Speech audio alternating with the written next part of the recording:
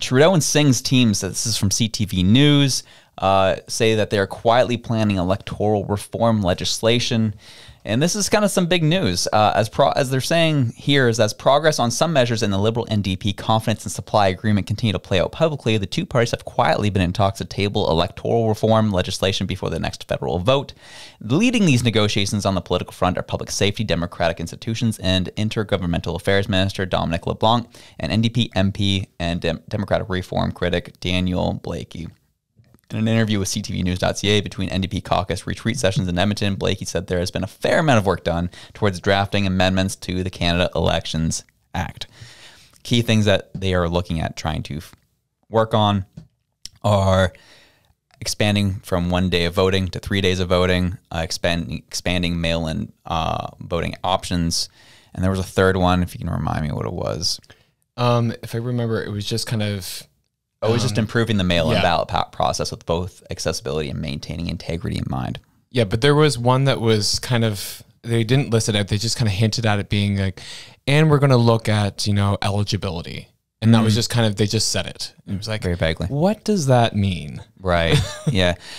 The ones where they kind of just tuck it in, those are the ones you want to pay extra attention to. Yeah. And this was rightfully so really concerning to Canadians who are watching what this government continues to do. First off, which I thought was interesting, is Conservative MP, well, not an MP, sorry, he's a Conservative candidate for Calgary Signal Hill, came out and did a whole video about it where he's like, he kind of broke down what they're trying to do. And he's like, honestly, guys, to those on the right side of the spectrum, this really is nothing. There's nothing crazy about it. It's just, they're just looking over some election reform. It's not really going to hurt anybody. It's not really affecting the integrity of our elections. So I just kind of quiet it. And he got roasted. He got wrecked. And the one voice that was very clear and distinct on this issue was, I believe it was, his handle goes Yukon Strong. And he's a conservative based out of Yukon. And he was really frustrated to hear this. And so he was, this is what he said in a tweet. He says, quote unquote, calm down, quote unquote, these electoral changes are no big deal. My ass. Every single piece of legislation the Liberal Party has put forth has been part of a long-term plan to completely screw over Canadians and massively increase control. Electoral reform, quote unquote, will be no different. And as boisterous as this individual is, I share sentiment in terms of this should be concerning. There's nothing that this government has done where it's like, that was for the betterment of the people. There's always been some type of ulterior motive behind anything they've done, and especially the timing of what's going on where they're tanking the polls. All of a sudden, we're looking at mail-in ballots, looking at that issue a little more, looking at expanding a little eligibility, maybe. What does that mean?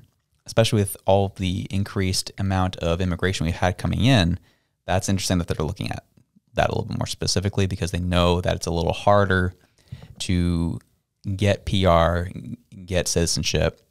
Like that process takes a long time. My wife had to go through it. And as an American, it took her 1.5 years, 2 years to get a PR. Yep. And then on top of that, it's up to 3 to 5 years to get your citizenship after that. So it takes some time. So the fact they're looking at the eligibility should be concerning, and I do believe that people on the right are concerned and should have their voices. I think the Conservatives, especially a guy who's a candidate hoping to run as an MP and then take over Calgary of Signal Hill, I think you should be doing a little bit more of a focus on listening to these concerns. Yeah, to me, like his comments, I saw that earlier and I was like, man, know your audience. Like, this is just you not knowing your constituents. Like, I don't think that was well thought out. What was most concerning when I saw this, one, when I think about the 3-day voting thing, that one doesn't seem like a big deal to a lot of people. And to me, it is kind of a big deal because to me, that's the psychology aspect. If you start to see the Conservatives like pulling way ahead because you can see all these polls coming out and you can see it in real time and you've got 3 days to adjust, that's a lot of, pushing, get out the vote of we can't let the Conservatives take over this country. And so then you start to see strategic voting happening. And that's exactly undermining democracy, is strategic voting, honestly. And so I see this as a way to enforce strategic voting for those people who have said, I don't like Trudeau, but I don't like Pierre more. So therefore, I'm going to vote how I think is going to, secure my least hated pick, is kind of what I look at it. And the Angus Reid Forum poll that came out actually supported that, where they showed that more conservative voters, or voters who have said they are going to vote conservative, have said that they're doing so because they support Pierre, not that they hate Trudeau. And then the opposite was true with the Liberal supporters. They said, no, less of them are actually in support of Trudeau and the things that he's saying, and they're more in favor of actually trying to keep Pierre out. So that, to me, was very telling. The other thing I think about this piece of legislation, like you said, the timing, because we know that back in the day, Trudeau actually ran on a campaign of electoral reform, then came out to Canadians and said, no, you actually don't want this. We did some studies and figured out that Canada's actually pretty happy with the way that the electoral system is working currently. Now he's losing by a landslide in these advanced polls and any kind of survey that is being done on what is going to happen in the next election. Now suddenly the electoral reform is back on the table. And so that, to me, is what's concerning.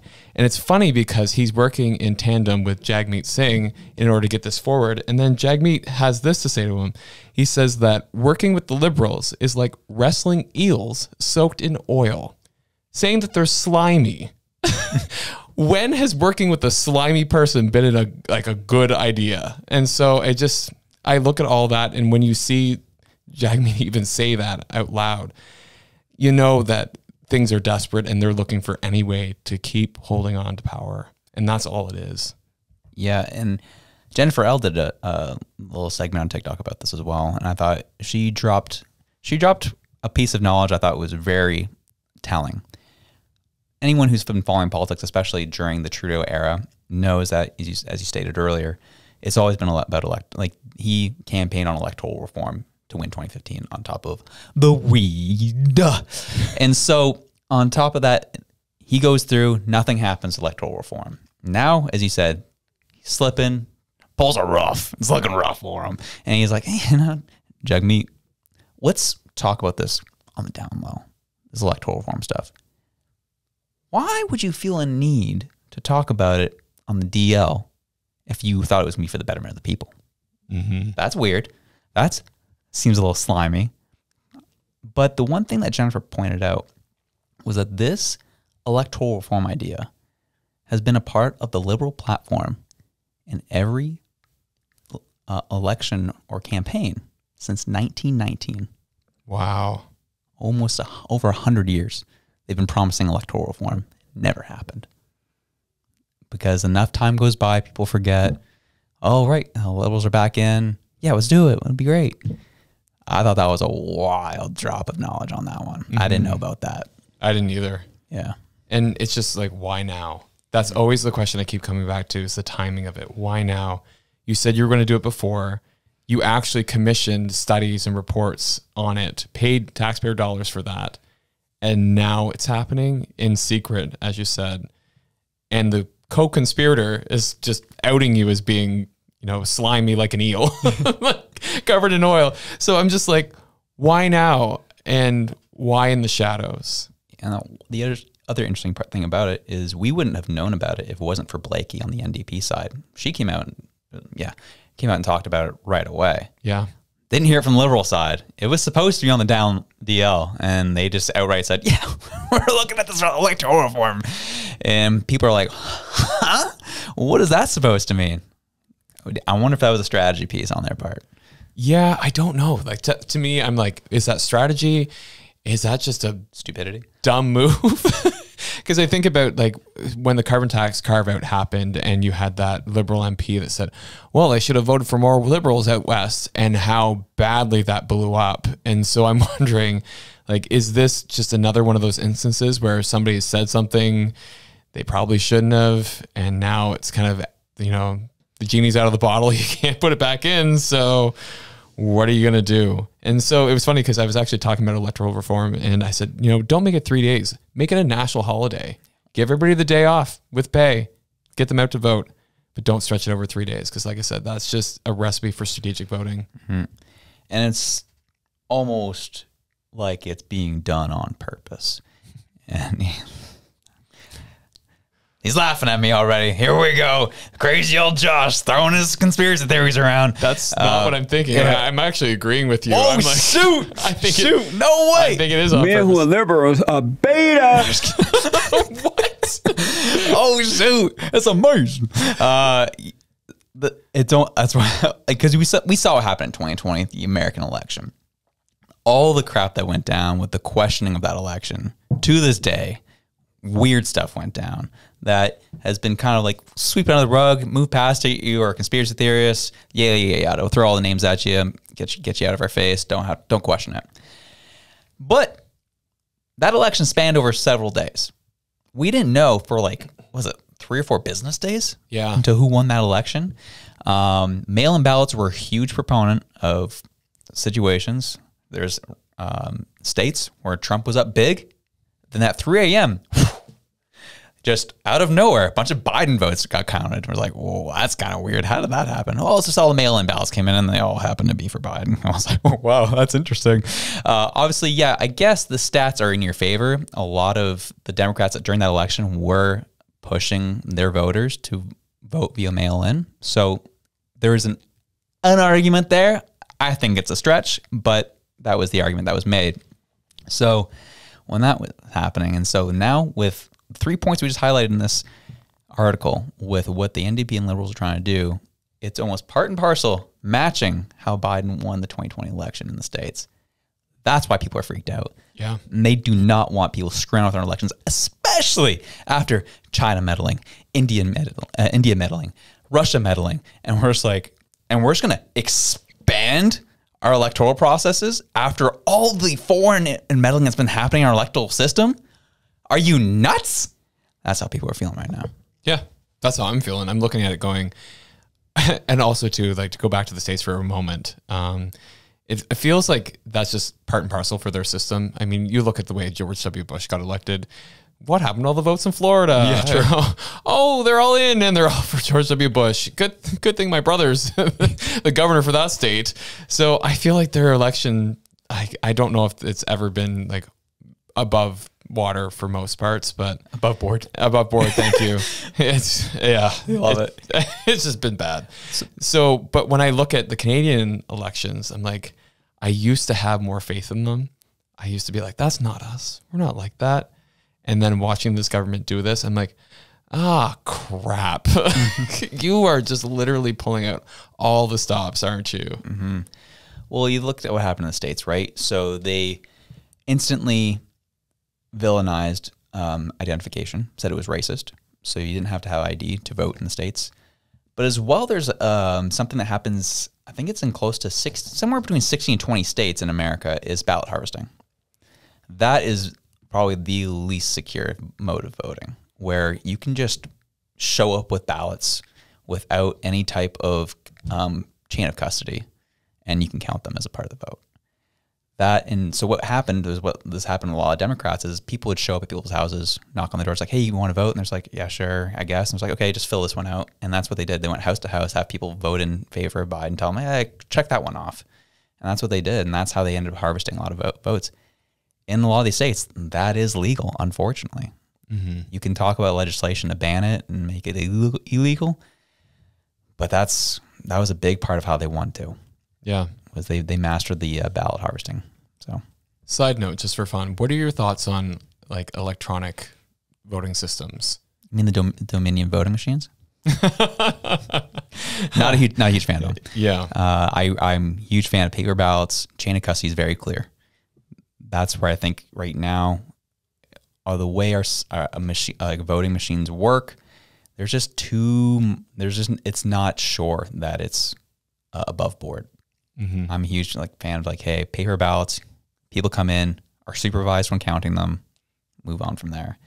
There was just weird stuff that happened with the voting machines in the States too over 2020. I'm like, that's too easily manipulated. Yeah, it's hard because I look at that and I'm like, yeah, it's too easily manipulated when it's digital, but then at the same time, I'm like, but then you can also lose bags of paper votes and there's no quote unquote paper trail. Yeah. So things fair. like that, I'm just there's ways to just screw around with elections any which way you look at it. Mm-hmm. So I don't know. I'm like, is there any way that you could just tie people's SIN number to voting? I don't know, but in some ways that's kind of what we do, right? Like you have to show up with a piece of ID to vote. You have to show that you live in that area. right. You have to show up on whatever the card you get, you have to show up at that address on that date to vote. That's the one part they're trying to expand of this is like you can show up to any polling station in your riding. And so there's, at surface that looks like it's not really a big deal. But again, with the trying to expand mail-in ballots, it just kind of becomes a bit of a shell game in some ways, and things get kind of weird that way. Yeah, and what I also see happening too with that is that if you're like, I'm going to vote for Trudeau in this riding, and then I'm going to go over to this one and I'm going to vote there too. And if you get enough people doing that, eventually, things are going to get missed. People make errors. It happens. And it's not going to be perfect. And you're going to start creating a scene where you have a lot more ballots that are not legitimate being cast. I really believe that to be. People could cast multiple. Exactly. And that's what I think is a problem with that. And I think there's some kind of visibility. Like when I went to my community polling station the last election, I recognized the people that were actually running it, and they recognized me. There's something to be said about having that community focused voting where you see the people, who's there. And there's almost like an unspoken sense of responsibility there where it's like, okay, I trust you. I know you. There's a relationship and we live in the same community. So therefore there's, like I said, there's an unspoken responsibility and respect for the process that I don't think would exist if you were in a district that wasn't yours. Not to say that's going to be the case in districts that have thousands of people, like you're not going to know everybody, but there's something to be said about smaller communities in that way. That I think would be lost. But I also just, like I said, I just hate the idea of the 3-day voting because I understand theoretically where it would be good, because what you're saying is that if you're a single mom, you can't get somebody to babysit because they're out voting, or you have to work your job and you can't take time off or what have you, like giving them more options. I can see that being a good theory and practice. Or a practice in theory, I should say. But I think that honestly, the solution would be just give everybody the day off. Just give everybody the freaking day off. You can give days off for a queen and a queen's mom, like Victoria Day and everything else. Give everybody the day off to vote. Why not? And the point you brought up there too, right? It was like, yeah, if it's a single mom, can't get babysitting. Like we already have things in place to address for that. We have advanced polling, advanced polls. The difference is, as you said, how this all started out is if you do this 3-day polling thing and they're just live showing results, like that's trouble. Yeah. Where it's, at least with the advanced polling, it's like, yeah, people cast their vote, but we don't know anything until election day. That's when you start seeing things being counted. That's when you start seeing people, as you start seeing results. That's how it should be. As you said, when you start opening it up, which is likely what they'll do. All right, live the poll out of Shubenacadie. How are they doing out there? Oh, wow, the Conservatives are polling by 25%. Okay, well, we don't want a conservative government, want to make sure you get those liberals out. It is, I think what you addressed is very real and a very, it's a concern.